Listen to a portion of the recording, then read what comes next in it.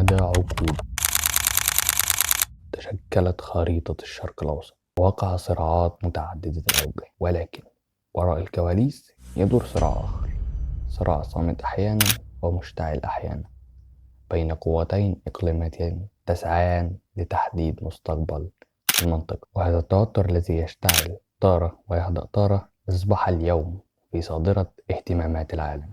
فما هي جذوره؟ وكيف وصل إلى ما هو عليه الآن؟ وما هي تداعياته المحتملة في المنطقة والعالم؟ في هذا الفيديو يا صاحبي هنحاول نفهم بقى الدنيا دي، واجيب لك القصة من الألف للياء. وبص، من أيام ما هم كانوا أصحاب أصلا الدولتين دول، فعشان كده بقول لك كمل الفيديو للآخر. يلا بينا، ليتس جو. عشان نفهم اللي بيحصل دلوقتي لازم نرجع بالزمن شوية لورا. العلاقة بين الاتنين دول ما كانتش دايما كده عداوة، بل بالعكس كانت أحسن من كده. قبل الثورة الإسلامية عام 1979 كانت في علاقات دبلوماسية واقتصادية وحتى أمنية بين البلدين. لكن نقطة التحول هنا الكبيرة كانت سنة 79 لما الشاه شال وقامت الجمهورية الإسلامية في إيران. الفكر السياسي للبلد كله اتغير جذريا، ومن ساعتها العداوة دي كبرت وبقت عداوة إيديولوجية بتجري في دمهم كده، بيتعاركوا مع بعض. يعني ليها علاقة بالمعتقدات والأفكار، وكل طرف بيتهم التاني بالتدخل في شؤون المنطقة ومحاولة السيطرة. الصراع بين الاتنين دول مش بس مجرد مواجهات مباشرة، لا ده واخد أشكال كتير ومحاور رئيسية مختلفة. يعني نبدأ. السبب الأساسي في هذا الحرب هي البرنامج النووي لإيران. يعني مثلا اللي ما يتسموش دول بيبصوا للبرنامج النووي لإيران على انه تهديد وجودي ليها. يعني خايفه ان ايران تمتلك اسلحه نوويه، وده في حد ذاته يعتبر خط احمر مش هتسمح بيه ابدا.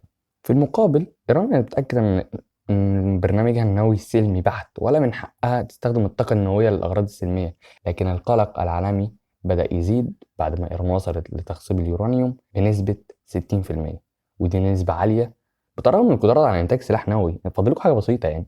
وده بيخلي شكوك الدوله الثانيه والدول الغربيه عامه بكل خطوة بتعملها إيران في تخصيب اليورانيوم. وعشان نشرح القصة دي بموضوع بسيط، لما دونالد ترامب مسك المرة الأولانية، مش دي المرة الأولانية، حط عقوبات على إيران بسبب إنها بتستخدم النووي. فإيران ما نزلتش الموضوع ده، بل بالعكس استخدموه لصالحها. كده كده عليها العقوبات فعلت نسبة تخصيب اليورانيوم. طب ليه اللي ما يتسموش ما هجموش على الناس دي من الأول؟ ما إيران موجودة عادي من زمان. فهنا نخش على النقطة التانية، وهي النفوذ الإيراني في المنطقة، بين قوسين محور المقاومة. إيران من ناحيتها بنت شبكة كبيرة من الحلفاء والوكلاء في المنطقة، ودي بتسميها محور المقاومة. المحور ده بيضم جماعات زي حزب الله والحوثيين وفصائل مسلحة كتير في العراق وسوريا. واللي ما يتسموش بيعتبروا النفوذ الإيراني ده على حدودها تحديد مباشر لأملاها، وعشان كده بتعمل غارات جوية كتير في سوريا وبتستهدف فيها قوافل أسلحة ومواقع إيرانية أو تابعة لحزب الله. طيب هم ليه قدروا يهجموا دلوقتي مع ان هم كانوا يقدروا يهجموا زمان؟ عشان زي ما قلت لك محور المقاومة كان موجود، كان يقدر يعمل كده. وكمان سوريا والحكم القديم كان موجود، كان يقدر يعمل كده، كان يقدر يدافع عن نفسه. تمام. لكن بعد ما محور المقاومة والميليشيات دي اندمرت، وكمان حكم سوريا القديم اتشال، فبقت إيران وحيدة بين كل ده. واللي وصل المعلومات للي ما يتسموش عشان يضربوا الناس التانية، وبين كل ده يحصل حرب خفية من تحت، بعيدا بقى عن المواجهات العسكرية والمباشرة. في صراع تاني خالص مستخبي تحت بالبلدين، وده بيشمل هجمات سيبرانية إلكترونية واغتيالات لشخصيات علمية وعسكرية وعمليات تجسس متبادلة. طبعا الحرب السريعة دي بتزود التوتر بين الدولتين طول الوقت يعني، وتورينا العلاقة قد ايه بينهم معقدة، زي علاقتك انت وصاحبتك اللي انت بتحبها من طرف واحد يهبل. في الفترة اللي فاتت دي شفنا تصعيد ما حصلش قبل كده في الصراع ده، ويعني شكلها هتقوم بحرب تالتة. بص، شكلها هتقوم بحرب تالتة، والصراحة أنا عايز أتجوز يعني، فاهدوا شوية.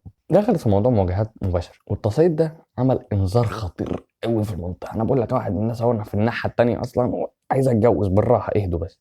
ومخلي في مخاوف جدا إن الصراع ده يتحول لحرب إقليمية، وممكن تكون نتائجها وحشة قوي، إن أنا ما أعرفش أتجوز. في كذا عامل وسط الصراع للتصعيد، منها ممكن الدولة بعتت على إيران صواريخ وقالت إن في جماعات وفي قوات في البيت ومش في البيت والليلة دي، وإحنا كلنا عارفين الكلام ده حريف المهري يعني.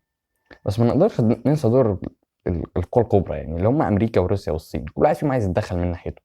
وطبعا الباشمهندس كوريا الشمالية. كل دور بيحاول يكسب الدعم ليه ويخلي الأطراف التانية على حياد عشان مصلحته يعني. بس في ظل الوضع المعقد ده كم سيناريو ممكن يحصل بين البلدين؟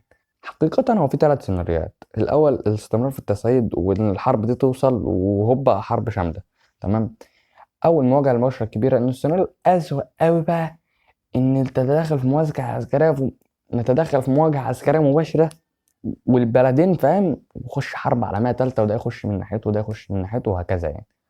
الحل التالت هو التهدئة والبحث عن الإيه؟ الحلول. في أمل وإن كان ضعيف، السلطات الإقليمية تقدر تخفف حد التوتر وتدفع ناحية حوار بناء.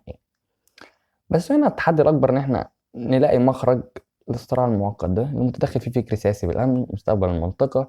ممكن العالم كله يتوقف على إزاي الصراع ده يتم إدارته في يوم من الأيام، في يوم والشهور اللي جاية.